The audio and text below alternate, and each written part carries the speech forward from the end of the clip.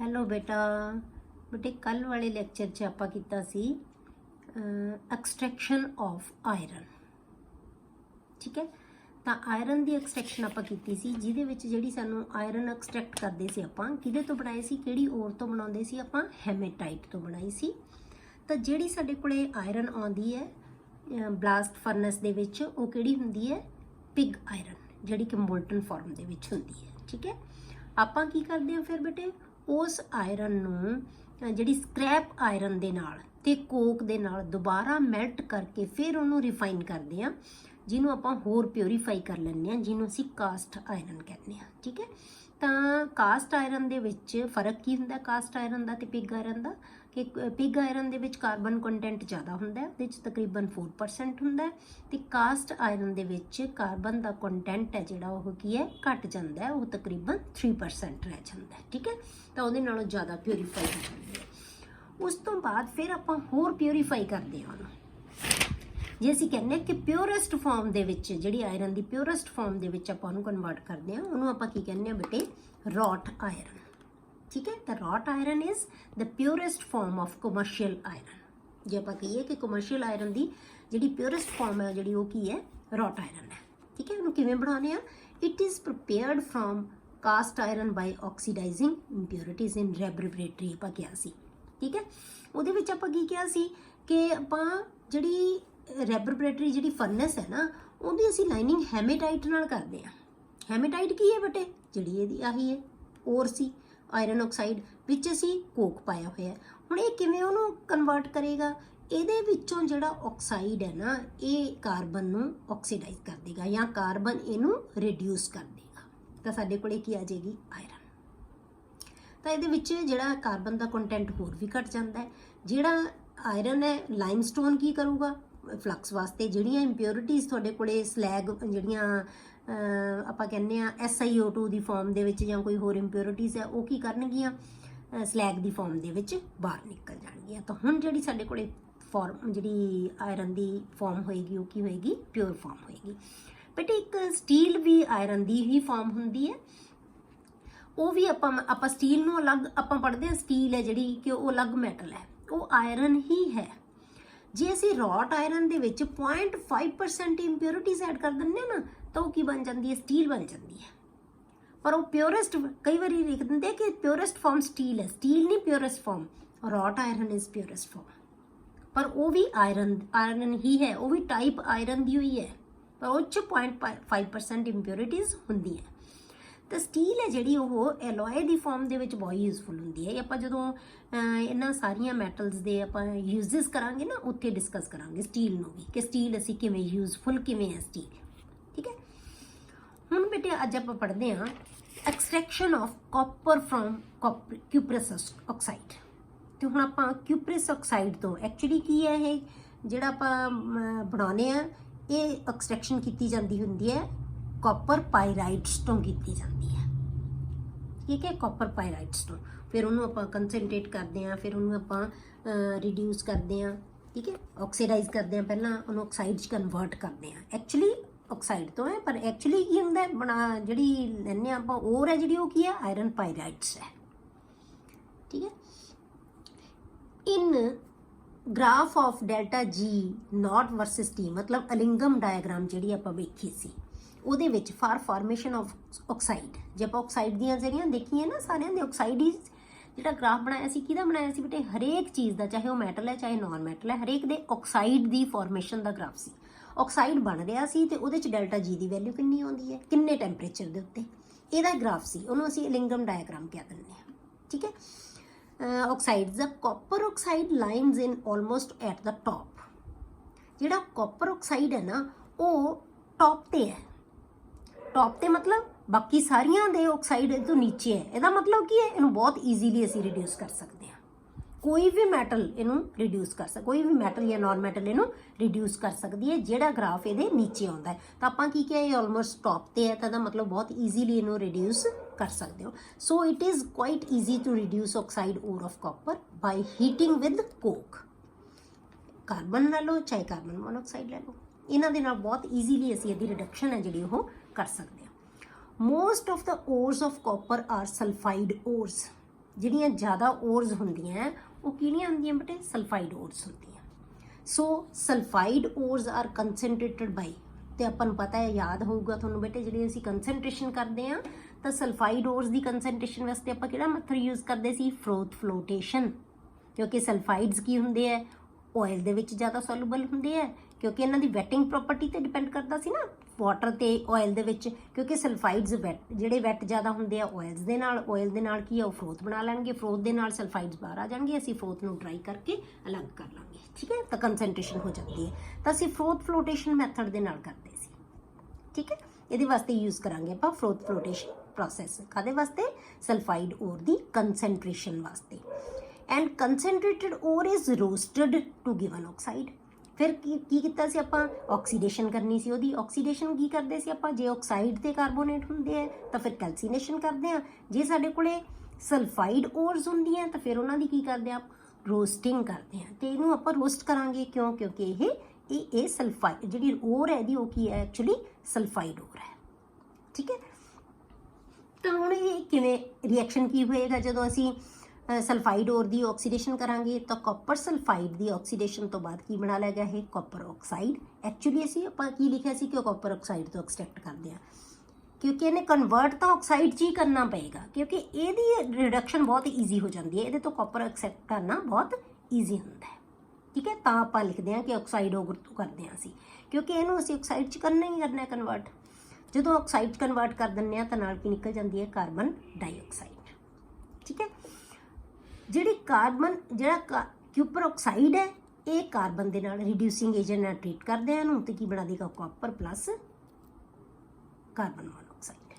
ਠੀਕ ਹੈ, ਐਕਚੁਅਲੀ ਤਾਂ ਆਹ ਰਿਐਕਸ਼ਨ ਤਾਂ ਆਹ ਹੋਇਆ, ਉਹਦੇ ਵਿੱਚ ਸਾਰਾ ਇਹੀ ਹੋਇਆ ਪ੍ਰੋਸੈਸ। ਪਰ ਹੁੰਦਾ ਕਿਵੇਂ ਹੈ ਇਹ ਸਾਰਾ ਪ੍ਰੋਸੈਸ? ਇਹ ਤਾਂ ਹੈ ਨਹੀਂ ਕਰਦਾ ਕਿ ਇਹਦੀ ਆਕਸੀਡੇਸ਼ਨ ਕੀਤੀ, ਕਾਰਬਨ ਪਾਇਆ ਤੇ ਕਾਪਰ 'ਚ ਕਨਵਰਟ ਹੋ ਗਿਆ। ਵਿੱਚ ਹੋਰ ਵੀ ਇੰਪਿਓਰਿਟੀਜ਼ ਹੈਗੀਆਂ। ਠੀਕ ਹੈ, ਉਹਨਾਂ ਨੂੰ ਵੀ ਟ੍ਰੀਟ ਕਰਨਾ ਪਏਗਾ ਨਾਲ। ਐਕਚੁਅਲੀ ਕੀ ਹੁੰਦਾ ਇਹ ਪ੍ਰੋਸੈਸ? ਹੁੰਦੀ ਕਿਵੇਂ ਹੈ? ਰਿਐਕਸ਼ਨ ਤਾਂ ਹੀ ਹੋਣਗੇ, ਪਰ ਸਾਰਾ ਪ੍ਰੋਸੈਸ ਹੈ ਜਿਹੜਾ ਇਹ ਕਿਵੇਂ ਹੋਏਗਾ? In actual practice copper is extracted from copper pyrites CuFeS2। ਮਤਲਬ ਕਾਪਰ ਤੇ ਆਇਰਨ ਦੋਨਾਂ ਦਾ ਸਲਫਾਈਡ ਹੈ ਬਟ ਇਹ, ਮਤਲਬ ਆਇਰਨ ਦੀਆਂ ਇੰਪਿਓਰਿਟੀਜ਼ ਇਹਦੇ ਵਿੱਚ ਬਹੁਤ ਜ਼ਿਆਦਾ ਹੈ। ਕਾਪਰ ਪਾਇਰਾਈਟਸ ਤੋਂ ਅਸੀਂ ਇਹਨੂੰ ਐਕਸਟ੍ਰੈਕਟ ਕਰਦੇ ਹਾਂ। ਹੁਣ ਕੀ ਹੋਏਗਾ ਬੇਟੇ? In the furnace it is converted to FeS and CuF। ਜਦੋਂ ਆਪਾਂ ਫਰਨੇਸ ਦੇ ਵਿੱਚ ਪਾਉਂਦੇ ਹਾਂ ਤਾਂ ਇਹ ਆਇਰਨ ਦਾ ਵੀ ਸਲਫਾਈਡ ਬਣਾ ਲੇਗਾ, ਤਾਂ ਕਾਪਰ ਦਾ ਵੀ ਸਲਫਾਈਡ ਬਣਾ ਲੇਗਾ, ਦੋਨਾਂ ਦੇ ਸਲਫਾਈਡਸ ਦੇ ਵਿੱਚ ਕਨਵਰਟ ਹੋ ਗਿਆ। ਠੀਕ ਹੈ, ਤਾਂ in the furnace it is converted to FeS and Cu2S, cuprous sulphide and iron sulphide, ਦੋਨਾਂ ਦੇ ਵਿੱਚ ਕਨਵਰਟ ਹੋ ਗਿਆ ਬੇਟੇ ਇਹ। ਠੀਕ ਹੈ, and are converted to their oxide. ਇਹ ਦੋਨੋਂ ਹੀ ਕਾਹਦੇ 'ਚ ਕਨਵਰਟ ਹੋ ਜਾਣਗੇ ਬੇਟੇ? ਆਕਸਾਈਡ 'ਚ। ਕਿਉਂ? ਆਪਾਂ ਕਿਹਦੀ ਰੋਸਟਿੰਗ ਕੀਤੀ ਹੈ। ਜਦੋਂ ਰੋਸਟਿੰਗ ਕਰਾਂਗੇ ਤਾਂ ਕੀ ਹੋਏਗਾ? ਦੋਨਾਂ ਦੇ ਹੀ ਆਕਸਾਈਡ ਸਲਫਾਈਡ ਹੈ ਜਿਹੜੇ ਕਾਚ ਕਨਵਰਟ ਹੋ ਜਾਣਗੇ, ਆਕਸਾਈਡਸ ਦੇ ਵਿੱਚ ਕਨਵਰਟ ਹੋ ਜਾਣਗੇ। ਠੀਕ ਹੈ, ਹੁਣ ਜਿਹੜਾ ਆਇਰਨ ਦਾ ਆਕਸਾਈਡ ਹੋਏਗਾ ਬੇਟੇ ਉਹ ਸਲੈਗ ਆਫ ਹੋ ਜਾਏਗਾ ਵਿਦ SiO2। ਆਪਾਂ ਵਿੱਚ ਉਹਦੇ ਇੱਕ ਫਲਕਸ ਪਾਇਆ ਹੋਇਆ। ਫਲਕਸ ਕਿਹੜਾ ਹੈ? SiO2 ਵੀ ਅਸੀਂ ਐਡ ਕਰਾਂਗੇ। ਜਦੋਂ ਅਸੀਂ ਫਰਨੇਸ ਦੇ ਵਿੱਚ ਇਹਨੂੰ ਹੀਟ ਕਰਾਂਗੇ ਤਾਂ ਨਾਲ ਅਸੀਂ SiO2 ਵੀ ਪਾਉਂਦੇ ਹਾਂ, ਫਲਕਸ ਵੀ ਐਡ ਕਰਦੇ ਹਾਂ। ਤਾਂ ਜਦੋਂ ਹੀ FeO ਬਣੇਗਾ ਉਹ ਨਾਲ ਦੀ ਨਾਲ SiO2 ਦੇ ਨਾਲ ਰਿਐਕਟ ਕਰਕੇ ਕੀ ਬਣਾ ਲੇਗਾ? Iron silicate FeSiO3। ਤਾਂ ਇਹ ਸਲੈਗ ਆਫ ਹੋ ਜਾਏਗਾ, ਨਿਕਲ ਜਾਏਗਾ ਬਾਹਰ। ਇਹਦਾ ਮਤਲਬ ਹੌਲੀ ਹੌਲੀ ਕਰਕੇ Fe ਹੈ ਜਿਹੜਾ ਉਹ ਕੀ ਹੈ? Fe ਦੀ ਇੰਪਿਓਰਿਟੀਜ਼ ਕੀ ਹੋ ਰਹੀਆਂ? ਖਤਮ ਹੋ ਰਹੀਆਂ। ਠੀਕ ਹੈ, ਤਾਂ ਇਹ ਸਲੈਗ ਦੇ ਨਾਲ ਬਾਹਰ ਨਿਕਲ ਜਾਏਗਾ। ਹੁਣ ਕੀ ਹੋਏਗਾ ਬੇਟੇ? ਉਸ ਤੋਂ ਬਾਅਦ the copper produced is in the form of copper matte। ਹੁਣ ਜਿਹੜਾ ਕਾਪਰ ਸਾਡੇ ਕੋਲੇ ਆਇਆ ਹੈ, ਆਪਾਂ ਇਹ ਦਿਖਾਇਆ, ਇਹਦੇ 'ਚ ਵੀ ਅਸੀਂ ਹੌਲੀ ਹੌਲੀ ਕਰਕੇ ਆਇਰਨ ਨੂੰ ਰਿਮੂਵ ਕਰਤਾ, ਤੇ ਇਵੇਂ ਕਾਪਰ ਦੇ ਸਲਫਾਈਡ ਤੋਂ ਕੀ ਬਣਿਆ? ਕਾਪਰ ਦਾ ਆਕਸਾਈਡ ਬਣ ਗਿਆ। ਕਾਪਰ ਆਕਸਾਈਡ ਦੇ ਕਾਰਬਨ ਨਾਲ ਮਿਲ ਕੇ ਉਹਨੇ ਕਾਪਰ ਬਣਾ ਲਿਆ। ਪਰ ਜਿਹੜਾ ਸਾਡੇ ਕੋਲੇ ਇਹ ਕਾਪਰ ਆਏਗਾ ਨਾ ਬੇਟੇ, ਇਹ ਕਾਪਰ ਹੈ ਜਿਹੜਾ ਇਹ ਹਲੇ ਵੀ ਪਿਓਰ ਨਹੀਂ ਹੋਏਗਾ, ਇਹਨੂੰ ਅਸੀਂ ਕਾਪਰ ਮੈਟੇ ਕਹਿੰਦੇ ਹਾਂ। ਹੁਣ ਇਹਦੇ ਵਿੱਚ ਆਇਰਨ ਸਲਫਾਈਡ ਤੇ ਕਾਪਰ ਸਲਫਾਈਡ ਦੀਆਂ ਇੰਪਿਓਰਿਟੀਜ਼ ਹਲੇ ਵੀ ਹੈਗੀਆਂ। ਠੀਕ ਹੈ, which contain FeS and Cu2S। Copper matte is transferred to Bessemer converter. ਇਹਨੂੰ ਫਿਰ ਅਸੀਂ ਹੋਰ ਇੱਕ ਕਨਵਰਟਰ ਦੇ ਵਿੱਚ ਪਾਉਂਦੇ ਹਾਂ, ਜਿਹਨੂੰ ਅਸੀਂ ਬੇਸਮਰ ਕਨਵਰਟਰ ਕਹਿ ਦਿੰਦੇ ਹਾਂ। ਠੀਕ ਹੈ, and some silica is also added. ਤਾਂ ਉਹਦੇ ਵਿੱਚ ਜਿਹੜਾ ਕਾਪਰ ਮੈਟੇ ਆਇਆ ਤਾਂ ਮਤਲਬ ਇਹਦੇ ਵਿੱਚ ਕੀ ਹੈ ਬੇਟੇ, ਕਾਪਰ ਤਾਂ ਹੈਗਾ ਹੀ ਹੈਗਾ, ਨਾਲ ਉਹਦੇ FeS ਵੀ ਹੈ ਤੇ CuS ਵੀ ਹੈ, Cu2S ਵੀ ਹੈ। ਠੀਕ ਹੈ, ਇਹਦੇ ਵਿੱਚ ਆਪਾਂ ਕੀ ਕਰਤਾ, ਨਾਲ ਇਹਦੇ ਸਿਲਿਕਾ ਐਡ ਕਰਤਾ ਥੋੜਾ ਜਿਹਾ। ਸਿਲਿਕਾ ਕੀ ਹੈ ਬੇਟੇ, ਇਹ ਫਲਕਸ ਹੈ। ਠੀਕ ਹੈ, ਫਲਕਸ ਦਾ ਕੰਮ ਕਰਦਾ ਹੈ, ਜਿਹੜਾ ਕਿ ਇੰਪਿਓਰਿਟੀਜ਼ ਨੂੰ ਰਿਮੂਵ ਕਰੇਗਾ। ਹੁਣ ਉਹਦੇ ਵਿੱਚੋਂ ਜਿਹੜਾ ਅਸੀਂ ਕਨਵਰਟਰ ਲਿਆ ਹੈ, ਬੇਸਮਰ ਕਨਵਰਟਰ, ਉਹਦੇ ਵਿੱਚ ਆਪਾਂ ਹੌਟ ਏਅਰ ਬਲੋ ਕਰਾਂਗੇ। ਠੀਕ ਹੈ, ਜਦੋਂ ਅਸੀਂ ਹੌਟ ਏਅਰ ਬਲੋ ਕਰਾਂਗੇ ਨਾ ਬੇਟੇ, ਤਾਂ ਉਹਦੇ ਵਿੱਚ ਕੀ ਹੈ ਕਿ ਜਿਹੜੀਆਂ ਰਿਮੇਨਿੰਗ ਚੀਜ਼ਾਂ ਜਿਹੜੀਆਂ ਸਾਡੇ ਕੋਲ ਉਹਦੇ ਵਿੱਚ ਹੈਗੀਆਂ, ਕੀ ਹੈ, FeS ਵੀ ਹੈ, FeO ਵੀ ਹੈ, Cus ਵੀ ਹੈ, Cu2S ਵੀ ਹੈ ਤੇ Cu2O ਵੀ ਹੈ। ਇਹ ਸਾਰਾ ਕੁਝ ਉਹਦੇ ਵਿੱਚ ਪ੍ਰੈਜ਼ੈਂਟ ਹੈ। ਇਹ ਸਾਰੀਆਂ ਚੀਜ਼ਾਂ ਜਿਹੜੀਆਂ ਹੈਗੀਆਂ ਸੀ ਰਿਮੇਨਿੰਗ ਆ ਚੀਜ਼ਾਂ, ਉਹ ਮੈਟੈਲਿਕ ਕਾਪਰ 'ਚ ਕਨਵਰਟ ਹੋ ਜਾਂਦੀਆਂ। ਮਤਲਬ ਕਿ ਆਪਣੇ ਕਿਵੇਂ ਚੀਜ਼ਾਂ ਕਨਵਰਟ ਹੋਣਗੀਆਂ ਸਾਰੀਆਂ ਆਪਾਂ ਇਹ ਦੇਖਦੇ ਹਾਂ ਹੁਣ ਸਾਰੇ ਰਿਐਕਸ਼ਨਸ। ਜਿਹੜਾ FeS ਹੋਏਗਾ ਬੇਟੇ, ਉਹ ਆਕਸੀਜਨ ਨਾਲ ਆਪਾਂ ਹੌਟ ਏਅਰ ਬਲੋ ਕਰ ਰਹੇ ਹਾਂ, ਆਕਸੀਜਨ ਨਾਲ ਮਿਲ ਕੇ ਕੀ ਬਣਾ ਲੇਗਾ, ਉਹਦਾ ਆਕਸਾਈਡ ਬਣਾ ਲੇਗਾ, ਆਪਣਾ ਆਕਸਾਈਡ ਬਣਾ ਲੇਗਾ, ਪਲੱਸ SO2 ਨਿਕਲ ਜਾਏਗੀ। ਇੱਕ ਤਾਂ ਗੈਸਿਸ ਫਾਰਮ 'ਚ ਹੈ। ਹੁਣ FeO ਜਿਹੜਾ ਬਣਿਆ ਬੇਟੇ, ਇਹ ਫਲਕਸ ਨਾਲ ਆਪਾਂ ਕਿਹਾ ਸੀ ਕਿ ਕਨਵਰਟਰ ਦੇ ਵਿੱਚ ਆਪਾਂ ਕੀ ਪਾਇਆ, ਸਿਲਿਕਾ ਵੀ ਐਡ ਕਰਨਾ ਹੈ ਆਪਾਂ। ਜਿਹੜਾ FeO ਹੈ ਬੇਟੇ, ਉਹ ਸਿਲਿਕਾ ਦੇ ਨਾਲ ਮਿਲ ਕੇ ਕੀ ਬਣਾ ਲੇਗਾ, ਸਿਲਿਕੇਟ ਬਣਾ ਲੇਗਾ, ਇਹ ਸਲੈਗ ਬਣ ਗਿਆ। ਠੀਕ ਹੈ, ਇਹ ਕੀ ਹੈ, ਸਲੈਗ ਹੈ। ਇਹ ਸਲੈਗ ਹੈ ਜਿਹੜਾ, ਇਹ ਮੋਲਟਨ ਫਾਰਮ ਦੇ ਵਿੱਚ ਬਾਹਰ ਨਿਕਲ ਜਾਏਗਾ, ਹਲਕਾ ਹੋਏਗਾ, ਆਇਰਨ ਦੇ ਉੱਪਰ ਇਕੱਠਾ ਹੋ ਜਾਏਗਾ। ਠੀਕ ਹੈ, ਇਹ ਸਲੈਗ ਬਣਾ ਲੇਗਾ। ਹੁਣ ਜਿਹੜਾ Cus ਹੈ, Cu2S ਹੈ, ਇਹ ਵੀ ਆਕਸੀਡਾਈਜ਼ ਹੋ ਜਾਏਗਾ। ਕਿਊਪਰਸ ਸਲਫਾਈਡ ਨੇ ਕੀ ਬਣਾ ਲਿਆ ਬੇਟੇ, ਕਿਊਪਰਸ ਆਕਸਾਈਡ। ਠੀਕ ਹੈ, ਆਕਸੀਜਨ ਤਾਂ ਅਸੀਂ ਦੇ ਹੀ ਰਹੇ ਹਾਂ, ਆਕਸੀਜਨ ਨਾਲ ਮਿਲ ਕੇ ਨਾ ਆਕਸਾਈਡ ਬਣਾ ਲਿਆ, ਪਲੱਸ ਕੀ ਨਿਕਲ ਗਈ, ਸਲਫਰ ਡਾਈਆਕਸਾਈਡ। ਪਰ ਸਾਰੇ ਦਾ ਸਾਰਾ ਕਾਪਰ ਸਲਫਾਈਡ ਹੈ ਨਹੀਂ ਆਕਸਾਈਡ ਵਿੱਚ ਕਨਵਰਟ ਹੋਇਆ, ਇਹਦੇ ਵਿੱਚੋਂ ਕੁਝ ਕਾਪਰ ਆਕਸਾਈਡ ਜਿਹੜਾ ਕਨਵਰਟ ਹੋਇਆ ਨਾ, ਉਹ ਫਿਰ ਇਸ ਕਾਪਰ ਸਲਫਾਈਡ ਨਾਲ ਰਿਐਕਟ ਕਰਦਾ ਹੈ। ਇਹਨੂੰ ਅਸੀਂ ਕਹਿੰਦੇ ਆ ਸੈਲਫ ਰਿਡਕਸ਼ਨ। ਠੀਕ ਹੈ, ਇਹਨੂੰ ਕਹਿੰਦੇ ਆ ਸੈਲਫ ਰਿਡਕਸ਼ਨ। ਤਾਂ ਆਪਾਂ ਪਹਿਲਾਂ ਵੀ ਕਿਹਾ ਸੀ ਕਿ ਕਾਪਰ ਦੇ ਵਿੱਚ ਸੈਲਫ ਰਿਡਕਸ਼ਨ ਵੀ ਹੋ ਜਾਂਦੀ ਹੈ। ਤਾਂ ਤੁਸੀਂ ਦੇਖੋ ਕਿ ਆਪਾਂ ਇਹਦੇ ਵਿੱਚ ਕੋਈ ਰਿਡਿਊਸਿੰਗ ਏਜੰਟ ਨਹੀਂ ਐਡ ਕੀਤਾ, ਆਪਾਂ ਕੋਈ ਕੀਤਾ ਜਦੋਂ ਆਪਾਂ ਕਾਪਰ ਮੈਟੇ ਤੋਂ ਪਿਓਰ ਕਾਪਰ ਕਨਵਰਟ ਕਰ ਰਹੇ ਹਾਂ, ਮਤਲਬ ਹੋਰ ਉਹਦੇ ਨਾਲੋਂ ਹੋਰ ਇੰਪਿਓਰਿਟੀਜ਼ ਰਿਮੂਵ ਕਰ ਰਹੇ ਹਾਂ, ਪਿਓਰੈਸਟ ਤਾਂ ਨਹੀਂ ਆਪਾਂ ਇਹਨੂੰ ਕਹਿ ਸਕਦੇ, ਤਾਂ ਉਹਦੇ ਵਿੱਚ ਕੀ ਆਪਾਂ ਕੋਈ ਰਿਡਿਊਸਿੰਗ ਏਜੰਟ ਨਹੀਂ ਐਡ ਕੀਤਾ। ਇਹ ਕੀ ਹੈ ਬੇਟੇ, ਸੈਲਫ ਰਿਡਿਊਸਿੰਗ ਏਜੰਟ ਹੈ, ਆਪ ਹੀ ਜਿਹੜੀ ਆਪਣੀ ਰਿਡਕਸ਼ਨ ਕਰ ਰਿਹਾ। ਤਾਂ ਜਿਹੜਾ ਕਾਪਰ ਆਕਸਾਈਡ ਬਣਦਾ ਜਾਏਗਾ, ਉਹ ਨਾਲ ਦੀ ਨਾਲ ਇਸ ਕਾਪਰ ਆਕਸਾਈਡ ਦੇ ਨਾਲ ਅਟੈਚ ਹੋ ਕੇ ਕੀ ਬਣਾ ਲੇਗਾ, copper plus sulphur dioxide, copper plus sulphur dioxide. ਠੀਕ ਹੈ, the solidified copper obtained has blisters। blistered appearance ਹੁੰਦੀ ਹੈ ਬੇਟੇ ਉਹਦੀ, blistered ਸਮਝਦੇ ਹੋ, ਜਿਵੇਂ ਆਪਾਂ ਕਹਿ ਲਓ ਕਿ ਉਹਦੇ ਜਿਵੇਂ ਛਾਲੇ ਹੋਏ ਹੁੰਦੇ ਆ ਕਿਸੇ ਚੀਜ਼ ਦੇ। ਠੀਕ ਹੈ, blistered appearance due to the evolution of SO2। ਹੁਣ ਜਿਵੇਂ ਆਪ ਕਾਪਰ ਹੈ, ਸੋਲਿਡ ਫਾਰਮ ਦੇ ਵਿੱਚ ਕਾਪਰ ਆ ਰਿਹਾ ਹੈ। ਠੀਕ ਹੈ, ਇਹ ਬਣਨਾ ਸੀ ਐਂ, ਮਤਲਬ ਜੇ ਇੱਥੋਂ ਥੋੜਾ ਜਿਹਾ ਐਂ ਥੋੜੀ ਇਸ ਫਾਰਮ ਦੇ ਵਿੱਚ ਆ ਜਾਏਗਾ। ਠੀਕ ਹੈ, ਐਂ ਬਣਦਾ ਜਾਏਗਾ, ਇੱਦਾਂ। ਹੁਣ ਇਹ ਕਿਉਂ ਇਹਦੇ ਨਾਲ ਇੱਦਾਂ ਦੀ ਸ਼ੇਪ ਦੀ ਕਿਉਂ ਬਣੇਗਾ ਇਹ, ਕਿਉਂਕਿ ਜਿਹੜੀ ਇਹਦੇ ਨਾਲ SO2 ਬਣ ਰਹੀ ਹੈ ਨਾ ਬੇਟੇ, ਇਹ ਗੈਸ ਹੈ, ਇਹ ਗੈਸ ਬਾਹਰ ਨਿਕਲੇਗੀ, ਤਾਂ ਜਿਵੇਂ ਇਹਦੇ ਵਿੱਚੋਂ ਬਾਹਰ ਨਿਕਲਦੀ ਜਾਏ, ਉੱਥੋਂ ਉਹ ਫੁੱਲ ਜਾਏਗਾ। ਠੀਕ ਹੈ, ਇਸ ਕਰਕੇ ਬਲਿਸਟਰਡ ਫਾਰਮ ਦੇ ਵਿੱਚ ਹੁੰਦਾ ਹੈ। ਤੇ ਜਿਹੜਾ ਕਾਪਰ ਸਾਨੂੰ ਮਿਲਦਾ ਹੈ ਉਹ ਬਲਿਸਟਰਡ ਫਾਰਮ ਦੇ, ਕਿਉਂਕਿ ਉੱਥੋਂ 에ਅਰ ਜਿਹੜੀ ਸਲਫਰ ਡਾਈਆਕਸਾਈਡ ਗੈਸ ਬਣੇਗੀ ਨਾ, ਉਹ ਬਾਹਰ ਨਿਕਲਣ ਦੀ ਕੋਸ਼ਿਸ਼ ਕਰਦੀ ਹੈ, ਤਾਂ ਉੱਥੋਂ ਉਹਦੇ ਕੀ ਹੈ, ਜਿਵੇਂ ਐਂ ਕਹਿ ਲਓ ਆਪਾਂ, ਜਿਵੇਂ ਬੁਲਬੁਲੇ ਜੇ ਬਣ ਜਾਣਗੇ ਉਹਦੇ।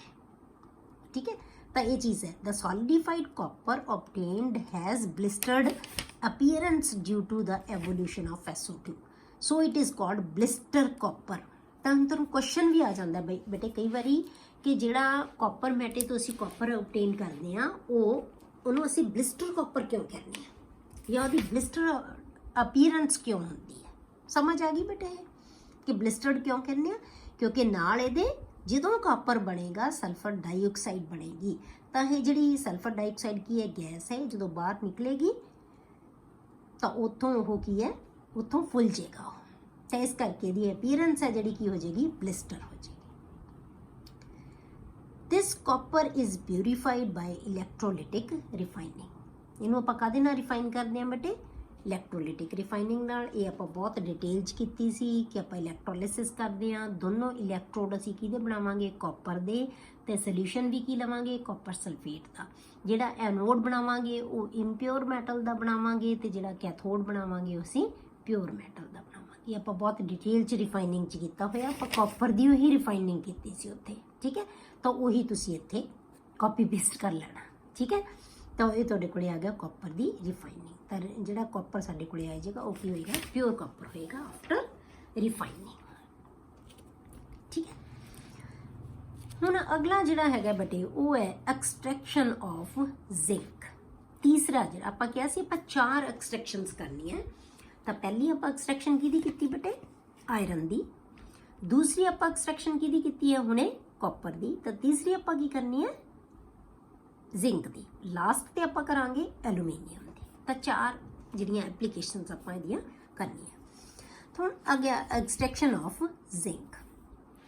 ਹੁਣ ਜ਼ਿੰਕ ਨੂੰ ਬਸ ਬੇਟੇ ਆਪਾਂ ਕਿਹੜੀ ਮੈਟਲ ਤੋਂ ਐਕਸਟ੍ਰੈਕਟ ਕਰਦੇ ਆ, ਉਹ ਜ਼ਿੰਕ ਬਲੈਂਡੀ ਤੋਂ ਕਰਦੇ ਆ। Zinc can be extracted from the principal ore zinc blende. Zinc blende ਤੋਂ ਅਸੀਂ ਉਹਨੂੰ ਐਕਸਟ੍ਰੈਕਟ ਕਰਦੇ ਆ, ਮਤਲਬ ਜ਼ਿੰਕ ਦਾ ਸਲਫਾਈਡ ZnS ਤੋਂ ਅਸੀਂ ਐਕਸਟ੍ਰੈਕਟ ਕਰਾਂਗੇ। ਦ ਓਰ ਇਜ਼, ਸਭ ਤੋਂ ਪਹਿਲਾਂ ਕੰਸਨਟ੍ਰੇਟ ਕਿਵੇਂ ਕਰਾਂਗੇ, ਦ ਓਰ ਇਜ਼ ਕੰਸਨਟ੍ਰੇਟਡ ਬਾਈ ਫਰੋਥ ਫਲੋਟੇਸ਼ਨ ਮੈਥਡ। ਜਿੱਥੇ ਵੀ ਤੁਹਾਡੇ ਕੋਲੇ ਸਲਫਾਈਡ ਓਰ ਆ ਜਾਏਗੀ ਨਾ, ਤਾਂ ਉੱਥੇ ਕੰਸਨਟ੍ਰੇਸ਼ਨ ਦਾ ਮੈਥਡ ਜੇ ਤੁਹਾਨੂੰ ਨਾ ਸਮਝ ਆਏ ਤਾਂ ਫਰੋਥ ਫਲੋਟੇਸ਼ਨ ਤਾਂ ਹੋਏਗਾ ਹੀ ਹੋਏਗਾ, ਜਿਹੜੀਆਂ ਵੀ ਸਲਫਾਈਡ ਓਰਸ ਹੈ, ਠੀਕ ਹੈ। ਦ ਕੰਸਨਟ੍ਰੇਟਡ ਓਰ ਇਜ਼ ਦੈਨ ਰੋਸਟਡ। ਤਾਂ ਇਹ ਵੀ ਸਾਨੂੰ ਪਤਾ ਹੈ ਜਿਹੜੀਆਂ ਸਲਫਾਈਡ ਓਰਸ ਹੈ ਉਹਨਾਂ ਦੀ ਆਕਸੀਡੇਸ਼ਨ ਦਾ ਮੈਥਡ ਕਿਹੜਾ ਲੈਣਾ, ਅਸੀਂ ਰੋਸਟਿੰਗ ਲੈਣਾ। ਤਾਂ ਉਹਨੂੰ ਫਿਰ ਕੀ ਕਰਾਂਗੇ, ਆਪਾਂ ਰੋਸਟ ਕਰਾਂਗੇ, ਠੀਕ ਹੈ। Roasted in the presence of excess of air, ROAST, roasted in the presence of excess of air to convert ZnS to ZnO।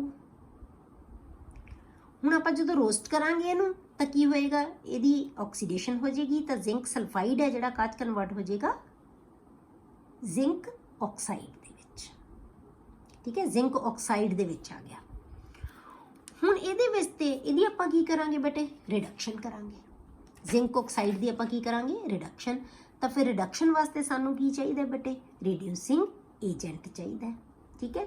ਤਾਂ ਉਹ ਏਜੰਟ ਕਿਹੜਾ ਲਵਾਂਗੇ, ਜਦੋਂ ਆਪਾਂ ਲਿੰਗਮ ਡਾਇਆਗ੍ਰਾਮ ਕੀਤੀ ਸੀ ਉੱਥੇ ਵੀ ਆਪਾਂ ਇਹ ਚੀਜ਼ ਡਿਸਕਸ ਕੀਤੀ ਸੀ ਕਿ ਜ਼ਿੰਕ ਦੇ ਵਾਸਤੇ ਅਸੀਂ ਕਿਹੜਾ ਜਿਹੜਾ ਰਿਡਿਊਸਿੰਗ ਏਜੰਟ ਹੈ ਉਹ ਜ਼ਿਆਦਾ ਅੱਛਾ ਹੁੰਦਾ ਹੈ, ਕਾਰਬਨ ਕੋਕ ਜਾਂ ਕਹਿ ਲਓ ਕਾਰਬਨ ਮੋਨੋਆਕਸਾਈਡ। ਤਾਂ ਆਪਾਂ ਕਾਰਬਨ ਮੋਨੋਆਕਸਾਈਡ ਨੂੰ ਨਹੀਂ ਯੂਜ਼ ਕਰ ਸਕਦੇ ਕਿਉਂਕਿ ਕਾਰਬਨ ਮੋਨੋਆਕਸਾਈਡ ਦੀ ਆਕਸੀਡੇਸ਼ਨ ਦਾ ਗ੍ਰਾਫ ਹਮੇਸ਼ਾ ਜ਼ਿੰਕ ਨਾਲੋਂ ਕਿੱਥੇ ਹੈ, ਉੱਪਰ ਹੈ, ਠੀਕ ਹੈ। ਇਸ ਕਰਕੇ ਉਹਨੂੰ ਕਦੇ ਵੀ ਅਸੀਂ ਐਜ਼ ਅ ਰਿਡਿਊਸਿੰਗ ਏਜੰਟ ਨਹੀਂ ਯੂਜ਼ ਕਰ ਸਕਦੇ। ਆਪਾਂ ਕਿਹਾ ਸੀ ਕਿ ਡਾਇਆਗ੍ਰਾਮ 'ਚ ਜਿਹੜਾ ਨੀਚੇ ਆਏਗਾ ਨਾ ਉਹਨੂੰ ਅਸੀਂ ਐਜ਼ ਰਿਡਿਊਸਿੰਗ ਏਜੰਟ ਯੂਜ਼ ਕਰ ਸਕਦੇ ਹਾਂ, ਕਿਉਂਕਿ ਜਿਹੜਾ ਨੀਚੇ ਹੋਏਗਾ ਗ੍ਰਾਫ ਦੇ ਵਿੱਚ ਬੇਟੇ ਉਹਦੀ ਹੀ ਡੈਲਟਾ G ਦੀ ਵੈਲਿਊ ਜ਼ਿਆਦਾ ਨੈਗੇਟਿਵ ਹੋਏਗੀ, ਤਾਂ ਉਹਦਾ ਆਕਸਾਈਡ ਤਾਂ ਹੀ ਜ਼ਿਆਦਾ ਸਟੇਬਲ ਹੋਏਗਾ ਨਾ। ਜਿਹਦਾ ਜ਼ਿਆਦਾ ਸਟੇਬਲ ਆਕਸਾਈਡ ਹੋਏਗਾ ਉਹ ਦੂਜੇ ਨੂੰ ਰਿਡਿਊਸ ਕਰ ਸਕਦਾ। ਜੇ ਹੁਣ ਇਹਦਾ ਜ਼ਿਆਦਾ ਆਕਸਾਈਡ ਜਿਹੜਾ ਹੈਗਾ ਸਟੇਬਲ ਹੋਏਗਾ ਤਾਂ ਹੀ ਇਹ ਤੋਂ ਆਕਸੀਜਨ ਗੇਨ ਕਰੇਗਾ ਨਾ, ਨਹੀਂ ਤਾਂ ਫਿਰ ਆਕਸੀਜਨ ਦਾ ਹੀ ਆਕਸਾਈਡ ਰਹਿ ਜਾਏਗਾ, ਠੀਕ ਹੈ। ਤਾਂ ਆਪਾਂ ਇਸ ਕਰਕੇ ਕਾਰਬਨ ਨੂੰ ਅਸੀਂ ਨਹੀਂ ਯੂਜ਼ ਕਰ ਸਕਦੇ।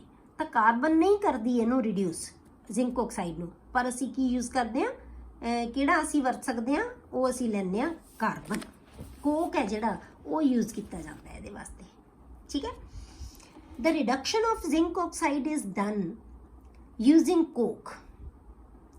ਤਾਂ ਜਿਹੜੀ ਰਿਡਕਸ਼ਨ ਹੈ ਨਾ ਜ਼ਿੰਕ ਆਕਸਾਈਡ ਦੀ ਉਹ ਕਾਹਦੇ ਨਾਲ ਕਰਦੇ ਹਾਂ, ਅਸੀਂ ਕੋਕ ਨਾਲ ਕਰਦੇ ਹਾਂ। ਤਾਂ temperature required is higher than in case of copper. ਪਰ ਜਿਹੜਾ ਟੈਂਪਰੇਚਰ ਚਾਹੀਦਾ ਹੈ ਇਹਦੀ ਰਿਡਕਸ਼ਨ ਵਾਸਤੇ ਉਹ ਬਹੁਤ ਜ਼ਿਆਦਾ ਚਾਹੀਦਾ ਹੈ ਕਿਉਂਕਿ ਲੋਅਰ ਟੈਂਪਰੇਚਰ ਦੇ ਉੱਤੇ ਨਾ ਕਾਰਬਨ ਤੇ ਨਾ ਕਾਰਬਨ ਮੋਨੋਆਕਸਾਈਡ ਦੋਨੋਂ ਹੀ ਜ਼ਿੰਕ ਨੂੰ ਰਿਡਿਊਸ ਨਹੀਂ ਕਰ ਸਕਦੇ ਕਿਉਂਕਿ ਇਹ ਬਹੁਤ ਰਿਐਕਟਿਵ ਹੈ, ਇਹਦਾ ਆਕਸਾਈਡ ਬਹੁਤ ਸਟੇਬਲ ਹੁੰਦਾ ਹੈ, ਠੀਕ ਹੈ। ਤਾਂ ਇਹਨੂੰ ਅਸੀਂ ਰਿਡਿਊਸ ਨਹੀਂ ਕਰ ਸਕਦੇ ਛੇਤੀ, ਇਹਦੇ ਵਾਸਤੇ ਵੀ ਟੈਂਪਰੇਚਰ ਜ਼ਿਆਦਾ ਚਾਹੀਦਾ। ਤਾਂ ਕਿੰਨੇ ਟੈਂਪਰੇਚਰ ਤੇ ਜਾ ਕੇ ਕਰਦੇ ਹਾਂ ਆਪਾਂ, 1673 ਕੈਲਵਨ, ਕਾਰਬਨ ਨਾਲ ਰਿਡਿਊਸ ਕਰਨ ਵਾਸਤੇ ਵੀ ਸਾਨੂੰ ਇੰਨਾ ਟੈਂਪਰੇਚਰ ਚਾਹੀਦਾ ਹੈ ਤਾਂ ਇਹ ਰਿਡਿਊਸ ਹੋਏਗਾ। ਇਸ ਤੋਂ ਲੋਅਰ ਟੈਂਪਰੇਚਰ ਦੇ ਉੱਤੇ ਕਾਰਬਨ ਦਾ ਜਿਹੜਾ ਆਕਸਾਈਡ ਹੈ ਉਹ ਇਹਦੇ ਨਾਲੋਂ ਜ਼ਿਆਦਾ ਸਟੇਬਲ ਨਹੀਂ ਹੁੰਦਾ। ਘੱਟ ਟੈਂਪਰੇਚਰ ਦੇ ਉੱਤੇ ਜ਼ਿੰਕ ਆਕਸਾਈਡ ਦਾ ਹੀ ਆਕਸਾਈਡ ਸਟੇਬਲ ਹੁੰਦਾ ਹੈ, ਪਰ ਵੱਧ ਟੈਂਪਰੇਚਰ ਦੇ ਉੱਤੇ ਜਾ ਕੇ ਕਾਰਬਨ ਦਾ ਆਕਸਾਈਡ ਹੈ ਜਿਹੜਾ ਉਹ ਜ਼ਿਆਦਾ ਸਟੇਬਲ ਹੋ ਜਾਂਦਾ ਹੈ। ਇਸ ਕਰਕੇ ਇਹ ਆਕਸਾਈਡ ਬਣਾ ਲੈਂਦਾ ਹੈ ਤੇ ਜ਼ਿੰਕ ਮੈਟਲ ਦੇ ਵਿੱਚ ਕਨਵਰਟ ਹੋ ਜਾਏਗੀ। ਠੀਕ ਹੈ। For heating the oxide is made into briquettes of ਕੀ ਬਣਾਉਂਦੇ ਆਪਾਂ ਵਿਦ ਕੋਕ ਐਂਡ ਕਲੇ, ਮਤਲਬ ਉਹਦੀਆਂ ਜਿਵੇਂ ਆਪਾਂ ਨਹੀਂ ਉਹਨੂੰ ਹੀਟ ਕਰਨ ਲਈ ਉਹਦੀਆਂ ਬਾਰਸ ਬਣਾ ਲੀਆਂ ਜਿਵੇਂ, ਠੀਕ ਹੈ, ਬਾਰਸ ਜੀਆਂ ਬਣਾ ਕੇ ਫਿਰ ਆਪਾਂ ਉਹਦੀ ਕੀ ਹੈ ਰਿਡਕਸ਼ਨ ਕਰਦੇ ਹਾਂ, ਹੀਟਿੰਗ ਕਰਦੇ ਹਾਂ ਆਪਾਂ ਜਦੋਂ ਹੀਟ ਕਰਾਂਗੇ ਨਾ। ਠੀਕ ਹੈ। The metal is distilled off and collected by rapid chilling. ਜਿਹੜੀ ਮੈਟਲ ਹੈ ਉਹਨੂੰ ਨਾਲ ਦੀ ਨਾਲ ਅਸੀਂ ਕੀ ਕਰਦੇ ਹਾਂ, ਡਿਸਟਿਲ ਆਫ ਕਰਦੇ ਹਾਂ ਤੇ ਉਹਨੂੰ ਬਹੁਤ ਰੈਪਿਡਲੀ ਚਿਲ ਕਰ ਦਿੰਦੇ ਹਾਂ, ਮਤਲਬ ਕਿ ਠੰਡਾ ਕਰ ਦਿੰਦੇ ਹਾਂ ਨਾਲ ਦੀ ਨਾਲ। ਤਾਂ ਫਿਰ ਤੁਹਾਡੇ ਕੋਲੇ ਕੀ ਆ ਜਾਏਗੀ, ਜ਼ਿੰਕ ਆ ਜਾਏਗਾ। ਹੁਣ ਇਸ ਜ਼ਿੰਕ ਨੂੰ ਆਪਾਂ ਕੀ ਕਰਾਂਗੇ ਬੇਟੇ, ਆਪਾਂ ਪਿਊਰੀਫਾਈ ਕਰਾਂਗੇ। ਹੁਣ ਪਿਊਰੀਫਿਕੇਸ਼ਨ ਵਾਸਤੇ ਜਿਹੜਾ ਮੈਥਡ ਯੂਜ਼ ਕਰਦੇ ਹਾਂ ਆਪਾਂ, ਉਹ ਕਿਹੜਾ ਯੂਜ਼ ਕਰਦੇ ਹਾਂ ਆਪਾਂ, ਦੋ ਮੈਥਡ ਯੂਜ਼ ਕਰ ਸਕਦੇ ਹਾਂ। ਇੱਕ ਫ੍ਰੈਕਸ਼ਨਲ ਡਿਸਟੀਲੇਸ਼ਨ ਕਰ ਸਕਦੇ ਹਾਂ, ਠੀਕ ਹੈ, ਫ੍ਰੈਕਸ਼ਨਲ ਡਿਸਟੀਲੇਸ਼ਨ ਕਰ ਸਕਦੇ ਹਾਂ। ਦੂਜਾ ਅਸੀਂ ਜਾਂ ਬਾਏ ਇਲੈਕਟ੍ਰੋਲਿਟਿਕ ਰਿਫਾਈਨਿੰਗ। ਇਲੈਕਟ੍ਰੋਲਿਟਿਕ ਰਿਫਾਈਨਿੰਗ ਕਿਵੇਂ ਕਰਦੇ ਹਾਂ ਬੇਟੇ, ਜਿਵੇਂ ਆਪਾਂ ਕਾਪਰ ਦੀ ਕੀਤੀ ਸੀ, ਦੋ ਇਲੈਕਟ੍ਰੋਡ ਲੈ ਕੇ, ਇੱਕ ਪਿਓਰ ਦਾ ਇੱਕ ਇੰਪਿਓਰ ਦਾ, ਵਿੱਚ ਕਾਪਰ ਜ਼ਿੰਕ ਸਲਫੇਟ ਦਾ ਆਪਾਂ ਸੋਲੂਸ਼ਨ ਲੈ ਲਾਂਗੇ, ਇੰਪਿਓਰ ਐਨੋਡ ਬਣਾਵਾਂਗੇ, ਪਿਓਰ ਕੈਥੋਡ ਬਣਾਵਾਂਗੇ। ਤਾਂ ਆਪਾਂ ਕੀ ਕਰਦੇ ਹਾਂ, ਇਹਦੀ ਇਲੈਕਟ੍ਰੋਲਿਟਿਕ ਰਿਫਾਈਨਿੰਗ ਹੈ ਜਿਹੜੀ ਉਹ ਕਰ ਸਕਦੇ। ਸੇਮ ਪ੍ਰੋਸੈਸ ਹੋਏਗਾ, ਕੋਈ ਫਰਕ ਨਹੀਂ ਹੋਏਗਾ। ਕਲੀਅਰ ਹੋ ਗਿਆ। ਹੁਣ ਆਪਣੀ ਰਹਿ ਗਈ ਲਾਸਟ, ਇੱਕ ਲੈਕਚਰ ਹੋਰ ਲੱਗੇਗਾ ਬੇਟੇ ਇਸ ਚੈਪਟਰ ਦੇ ਵਿੱਚ, ਕਿ ਇੱਕ ਆਪਾਂ ਕਰਨੀ ਹੈ ਰਿਫਾਈਨਿੰਗ ਜਿਹੜੀ ਐਕਸਟ੍ਰੈਕਸ਼ਨ ਐਲੂਮੀਨੀਅਮ ਦੀ ਹੈ, ਤੇ ਦੂਸਰਾ ਆਪਾਂ ਕਰਨਾ ਹੈ ਇਹਨਾਂ ਜਿਹੜੇ ਚਾਰੋਂ ਮੈਟਲਸ ਦੀ ਆਪਾਂ ਐਕਸਟ੍ਰੈਕਸ਼ਨ ਕੀਤੀ ਹੈ, ਇਹਨਾਂ ਦੇ ਯੂਜ਼ਸ ਕੀ ਹੋਣਗੇ ਚਾਰਾਂ ਦੇ। ਠੀਕ ਹੈ। ਤਾਂ ਇੱਕ ਲੈਕਚਰ ਹੈ ਆਪਣਾ ਹੋਰ ਲੱਗੇਗਾ ਤਾਂ ਤੁਹਾਡਾ ਚੈਪਟਰ ਕੰਪਲੀਟ ਹੋ ਜਾਏਗਾ। ਕਲੀਅਰ। ਅਗਲਾ ਆਪਾਂ ਅਗਲੀ ਵੀਡੀਓ ਦੇ ਵਿੱਚ ਕਰਾਂਗੇ ਆਪਾਂ ਐਲੂਮੀਨੀਅਮ ਦੀ ਐਕਸਟ੍ਰੈਕਸ਼ਨ।